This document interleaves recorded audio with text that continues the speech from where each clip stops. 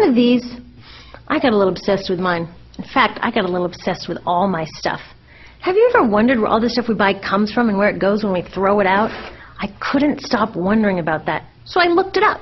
And what the textbook said is that stuff moves through a system from extraction to production to distribution to consumption to disposal. All together, it's called the materials economy. Well, I looked into it a little bit more. In fact, I spent 10 years traveling the world, tracking where our stuff comes from and where it goes. And you know what I found out? That is not the whole story. There is a lot missing from this explanation. For one thing, this system looks like it's fine. No problem. But the truth is, it's a system in crisis. And the reason it's a system in crisis is it's a linear system and we live on a finite planet. And you cannot run a linear system on a finite planet indefinitely. Every step along the way, this system is interacting with the real world. In real life, it's not happening on a blank white page. It's interacting with societies, cultures, economies, the environment. And all along the way, it's bumping up against limits. Limits we don't see here because the diagram is incomplete. So let's go back through. Let's fill in some of the blanks and see what's missing. Well, one of the most important things that's missing is people. Yes, people. People live and work all along this system. And some people in this system matter a little more than others. Some have a little more say. Who are they? Well, let's start with the government. Now, my friends tell me I should use a tank to symbolize the government, and that's true in many countries and increasingly in our own. After all, more than 50% of our federal tax money is now going to the military.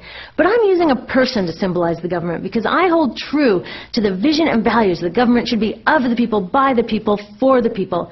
It's the government's job to watch out for us, to take care of us. That's their job. Then along came the corporation. Now the reason the corporation looks bigger than the government is that the corporation is bigger than the government.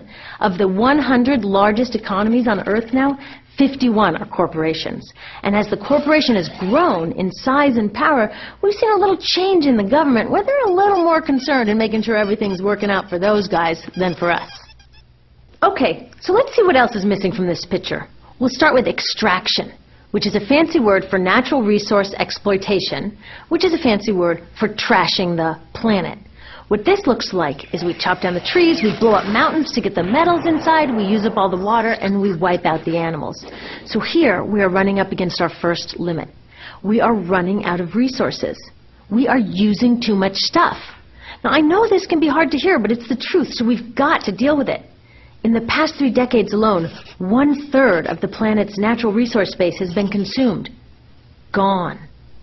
We are cutting and mining and hauling and trashing the place so fast that we're undermining the planet's very ability for people to live here. Where I live, in the United States, we have less than 4% of our original forests left. 40% of the waterways have become undrinkable. And our problem is not just that we're using too much stuff, but we're using more than our share. We have 5% of the world's population, but we're using 30% of the world's resources and creating 30% of the world's waste. If everybody consumed at U.S. rates, we would need 3 to 5 planets. And you know what? We've only got 1. So my country's response to this limitation is simply to go take somebody else's. This is the third world, which some would say is another word for our stuff that somehow got on somebody else's land. So what does that look like? The same thing, trashing the place. 75% of global fisheries now are fished at or beyond capacity. 80% of the planet's original forests are gone. In the Amazon alone, we're losing 2,000 trees a minute.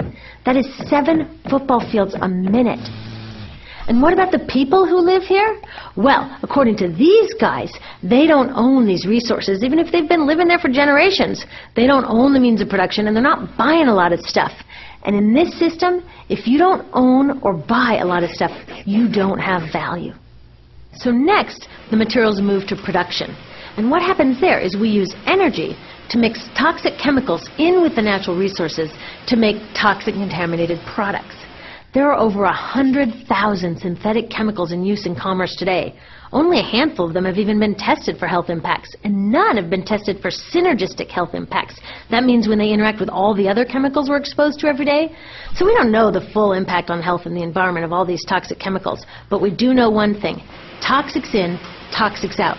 As long as we keep putting toxics into our industrial production systems, we're going to keep getting toxics in the stuff that we bring into our homes and workplaces and schools, and our bodies.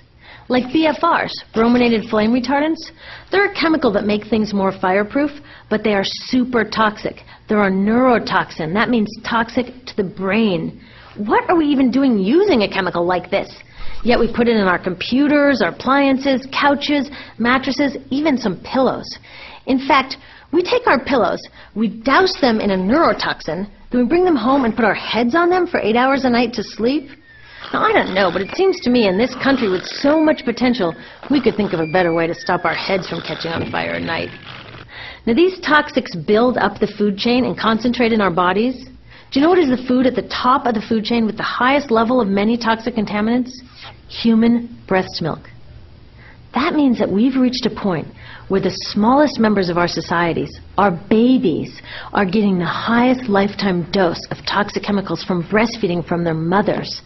Is that not an incredible violation? Breastfeeding must be the most fundamental human act of nurturing. It should be sacred and safe. Now, breastfeeding is still best, and mothers should definitely keep breastfeeding, but we should protect it. They should protect it. I thought they were looking out for us. And of course, the people who bear the biggest brunt of these toxic chemicals are the factory workers, many of whom are women of reproductive age. They're working with reproductive toxins, carcinogens, and more. Now I ask you, what kind of woman of reproductive age would work in a job exposed to reproductive toxins except for a woman with no other option? And that's one of the beauties of this system. The erosion of local environments and economies here ensures a constant supply of people with no other option.